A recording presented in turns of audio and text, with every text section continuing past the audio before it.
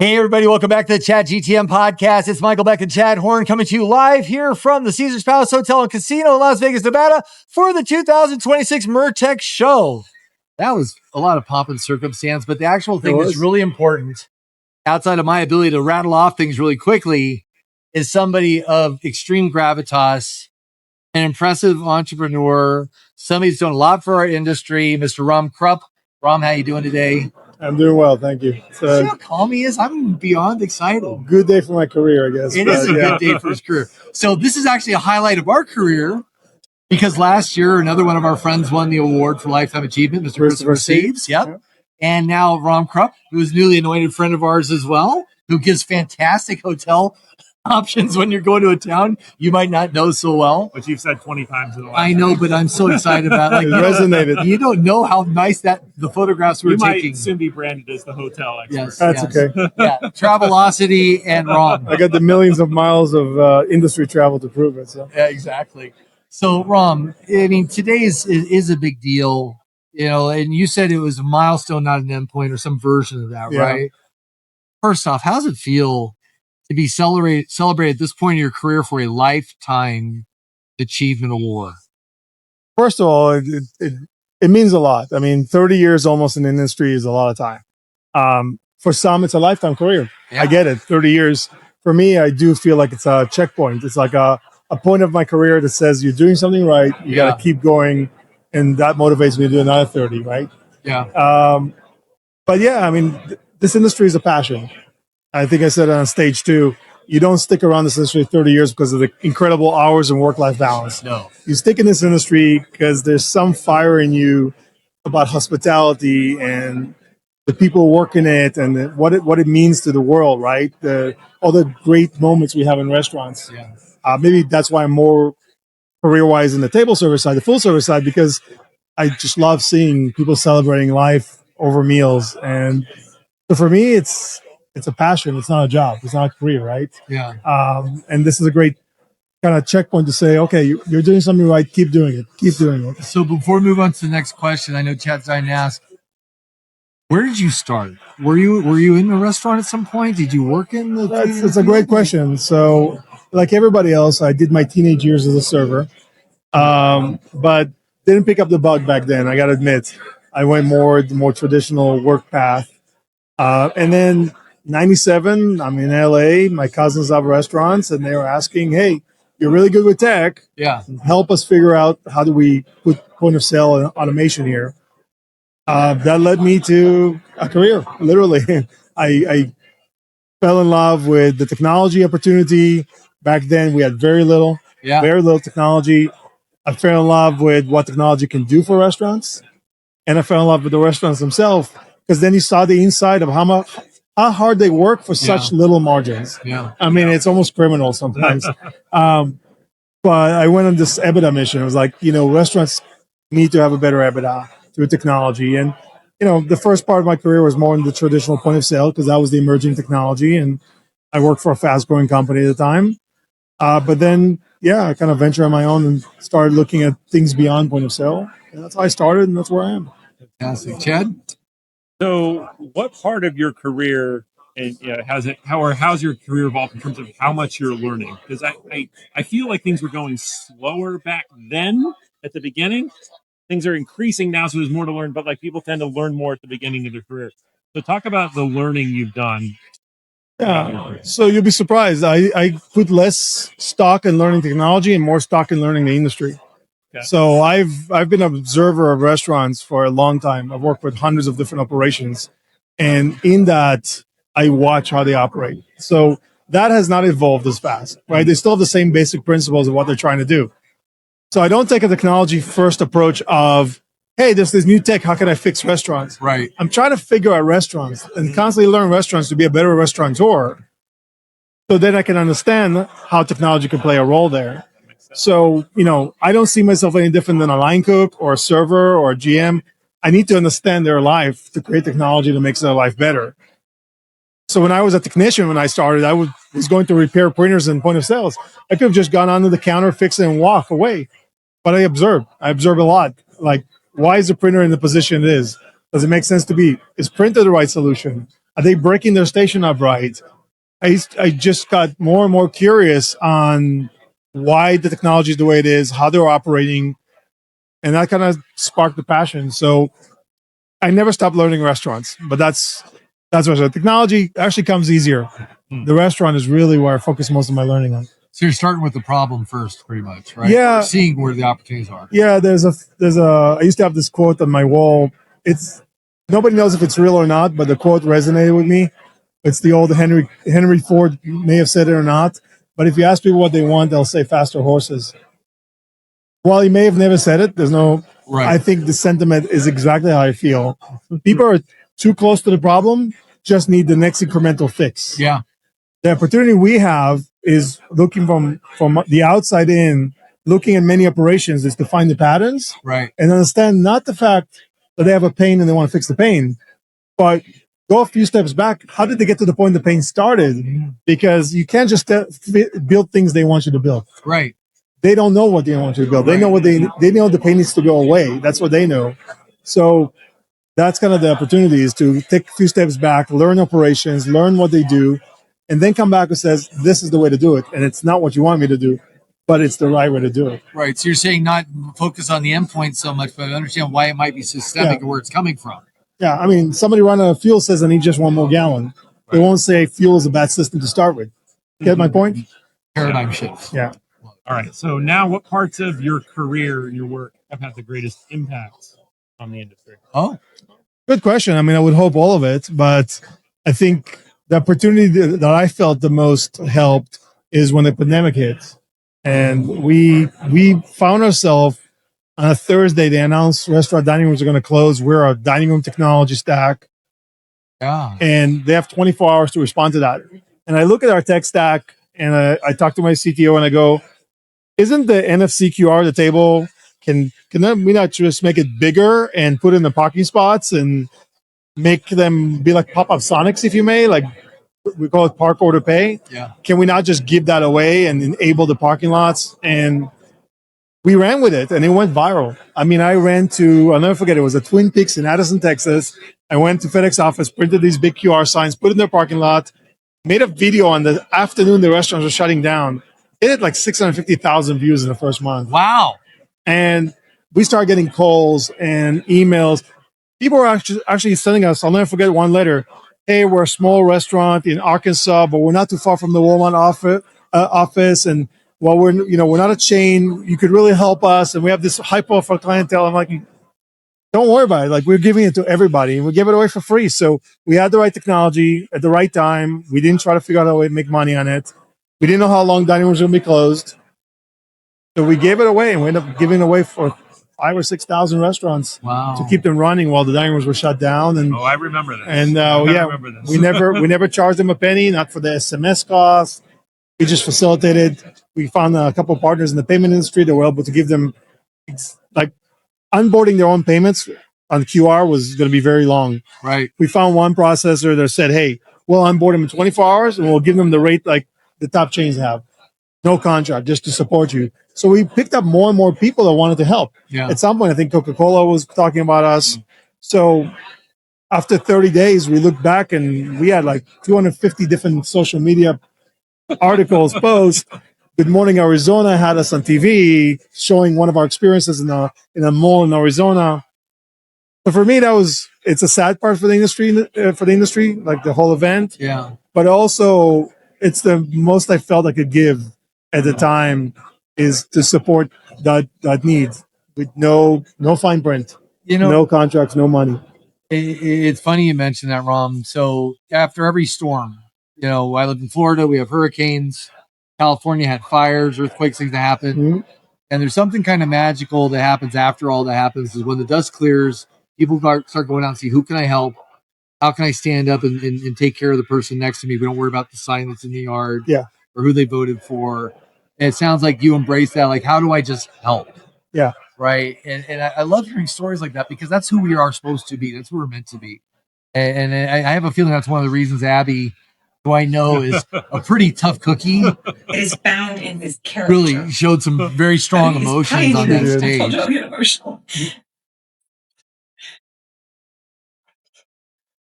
Whether pioneering data analytics or donating critical technology to a struggling industry during the pandemic, Rom has consistently proven that true leadership is measured by the success you enable for others. And before I can't get another word out, I'm going to call him to the stage. Please join me and congratulate Mr. Scott. Yeah, she's great. Yeah. You know, sometimes they refer to people on my side of the industry as vendors or service providers to the industry. I never consider myself a vendor or a service provider, and everybody has their shtick that we're partners. I'm a version of a line cook in your building. Like, I have to make sure you're successful for me to be successful. Right. I've never taken a position of vendor customer. And I think Abby over the years learned that too. Yeah. And, you know, I'm not in the technology industry. I'm in the restaurant industry. And it's important to make that distinguish because you have to understand what you are. Are you a tech company or you're a restaurant company? And we're a restaurant company. And one's more transactional, I would argue, right? You're delivering a service. Why do you think she had that visceral response? You'll have to interview her. I guess the next so. podcast. I already had her on. I didn't have the chance. I should have got her afterwards. You have to make a second one. I'll do a follow-up. Part 2. Chad? All right, so I want to transition that to like how you lead the teams that you had over the years, right? What of what's important to you do you make a point to instill in the teams you operate? Yeah, I mean, so everybody in my team knows honesty, sincerity, to your coworkers, to your customers. You have to be genuine. You can't pretend to be genuine. You have to be genuine. Part of the reason I do it is I hire people from the restaurant industry. So if you look at my leadership team, pretty much up and down, except the software engineers, they're all restaurant veterans.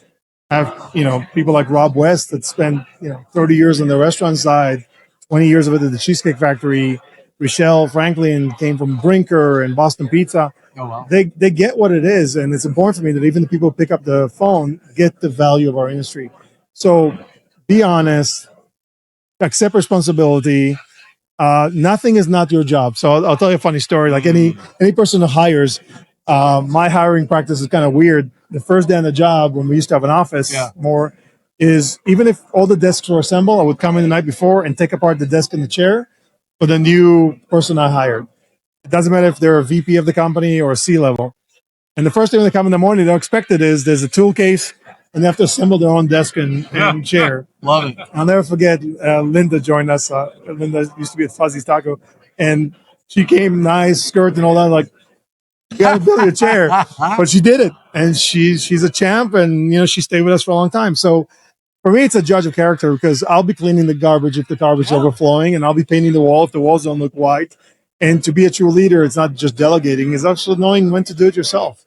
And so humility, empathy, very important character. Yeah. You got to feel your team, you got to feel your customers. You have to be empathetic. Yeah. One thing that drives me nuts sometimes is there's companies you would call and you have a system problem, and the first thing you want is a credit card. Be empathetic. You're so worried you're not how do able to I get you through this right now? Yeah, if you're so worried about collecting the couple $100 payment, you're not thinking about it the right way. Get them up, get them live, get them going. They'll appreciate it. They'll pay their invoice. And deal with the exception that don't make it the rule. So that's the kind of thing that I think is very important. Empathy and really being a part of it. Well, it sounds almost that still comes back to a hospitality mindset. A manager won't go, I'm not working expo. I'm not busting dishes. They're doing all that stuff just to make sure things work. We collect money in restaurants after you ate, not before. Yeah. In table service at least, right? You got to deliver excellent service. Yeah. As somebody who has fingers in different pies, you have multiple businesses you're running. You're starting a whole new endeavor as well.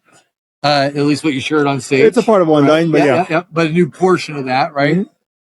How do you find time for yourself to, quote, sharpen the axe, to spend, to carve out that moment of peace, whether it's your photography, things that bring you joy? Because I think too many executives abandon themselves in the pursuit of riches. They abandon their family, they abandon everything, saying, well, I'm doing it for us. Yeah. But they're letting themselves go in the process. So two things. I don't golf. That gives me a lot of time. At least a day, almost a half a day.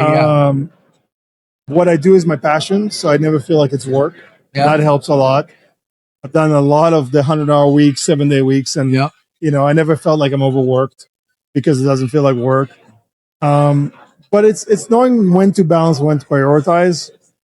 I don't have a hobby beyond photography. Photography is very organic. You Yeah. happen to be somewhere, you do it. Are you working in film? Or no, you're digital. You're not developing. No, it's digital, black and white digital. Yeah. Yeah. But yeah, so it's kind of easy because if you're passionate about something and you get to work in it, then your hobby and that blends. And I'm fortunate to have a really understanding wife. She's been with me through most of this journey. Yeah. I mean, 29 out of the almost 30 years. Oh wow. She never ever pushed back. Find a different industry, work less hours.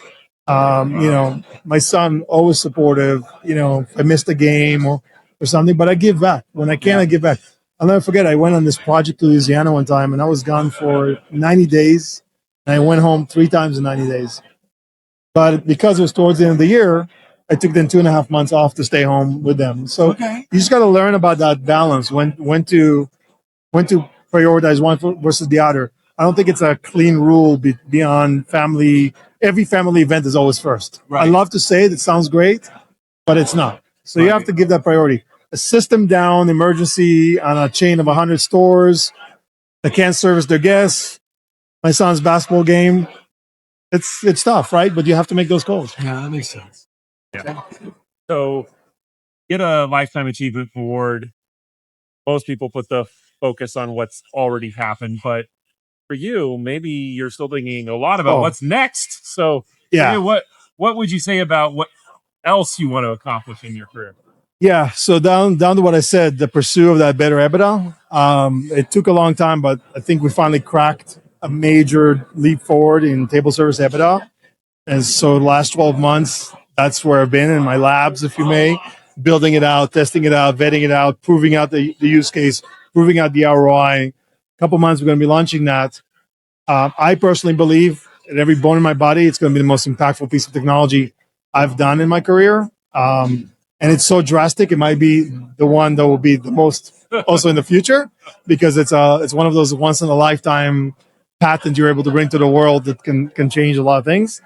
So I'm super excited about that. But yeah, I don't see lifetime as looking back. It really is a checkpoint to say you're doing the right things, keep doing what you're doing. And if I started at an older age, probably would have got this at the same age as Christopher. I started young, so I'm still young receiving it. Right. But I got plenty of time to give and plenty of passion. Passion has not died down. Any breadcrumbs as to what you're working on? Direction? Yeah, I'll give you subject. I'll give you the trademark essentially around the patent. Sure.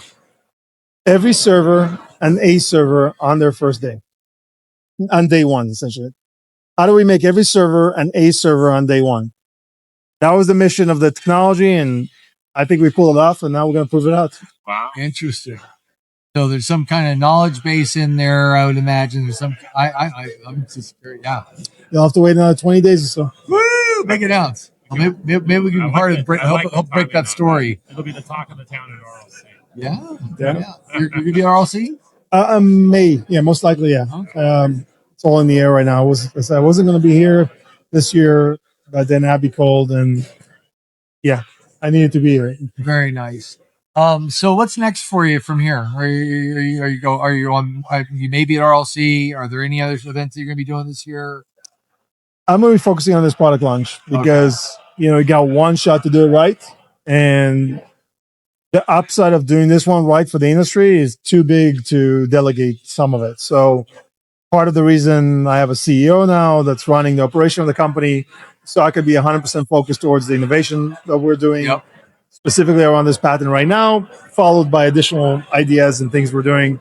But I want to carry this through proof of concepts, through pilots, through rollouts, re-educate the industry about a problem they forgot. Because in some respect, we're fixing a problem that they kind of accepted as a cost of doing business. Yep. So there's some re-education to be done. So I want to lead that and drive that. So I want to be the passion for that, because I believe in it to the point that I need to be the face of it, right? Yeah. Nice. Well, one more question from Chad, and then I know we got to let you go. We've held you a little bit longer, we promise. So, you tell us about MURTEC for you. Like, where is this show now for you, and the value you're getting from it, and what you see it doing for the industry since you've been on the ride with it for some time? Yeah, I mean, I've been coming to the show from the days it was at the Rio. So anybody who listens that has been at the Rio knows how long that's been. Yeah. MURTEC is a community. It's kind of a different show. It's less transactional. I think a lot of trade shows, you come as a sponsor or a vendor with an intent to close a deal to get leads. This is not a lead generating closed deal kind of a show. This show has always been about building relationships and strategic alignment and listening to pain and collaborating on pain. So I think it never lost that essence. I think this show is still very much a long play show where you build relationships. And I think it flushes out who's genuine too and who's transactional. You know, you want the industry to reward the people who actually are in it for the long term, not that we need to create quick transactions. So MURTEC plays an important part of it because I think every show has its strength. It's not a diss on the other shows, but the strength of this show is that close relationship you build with your peers. I mean, to your point, you're trying to figure out why Abby, broke down on stage. That's the kind of relationship we're building here, right? Yeah. It's not a relationship that, he paid his bill this year, so he gets to say hi. Yeah. So MURTEC is special. I think it'll be a special show for a long time. It's been a staple of the industry. Everybody looks forward to it. And attendance can go up or down, but the actual essence of it has never been lost. Yeah, and it looks like they know how to reinvent themselves along the way too, right? Yeah. So last question. If somebody asks you to look back on your life many, many years from now, how do you want to be remembered? That's a question I never pondered on. I'm not about legacy building. Okay. I think when you chase legacy and personal fame, you get it in all the shortcuts. Yeah. So I haven't reflected on that. How do you make people feel? I want to know that I left them in a better place than when I found them. Yeah. That whatever part I played in their life on a personal, professional level, they were better for it. Right. That's all you can hope for. There's something very interesting about this industry in general for me. You think about all the industries that exist, other than being in politics, this industry has more ability to touch more lives, both from the people who work in it and the people that service, than anything else. Yeah.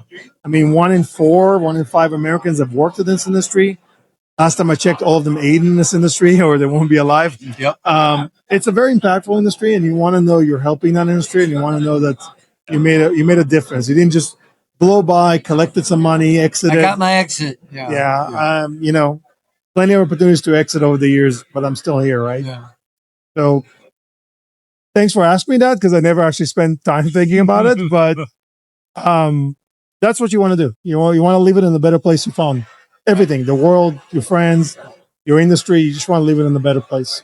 I love the idea of leaving good fingerprints on everything you touch. Yeah. I think that's great. For the right reason. Yeah. As I said, there's too much personal brand building these days. I'm not active in social media, as you know. You're not a me monster. I'm not trying to build a brand. Yeah. I'm trying to build a solution. I think that's a great thing then. That's a great note to end on. I think so. Rom Krupp, I have a sense of why Abby felt the way she did. And I'm thankful that we started getting to know each other in the short interaction we've had last year. And I'm excited to see what you do next and follow you along in your next big announcement. And I can see why you're nominated for what you're wearing, Lifetime Achievement Award. I applaud you. Thank you. And I'm excited to see what if you need more hotel tips, you know who to reach. Romlocity.com. So, well, everybody, we're going to go ahead and say goodbye for now. I'll let Rom go congratulate some more for some other people, or actually just send another white sheet of paper and drop some other new brilliant idea. But for now, this is the Chat GTM Podcast here with Lifetime Achievement Award, Mr. Rom Krupp, here at the MURTEC Show. We'll see you guys in the next one. Thank you so much for being part of our audience, and have a blessed day. Thank you.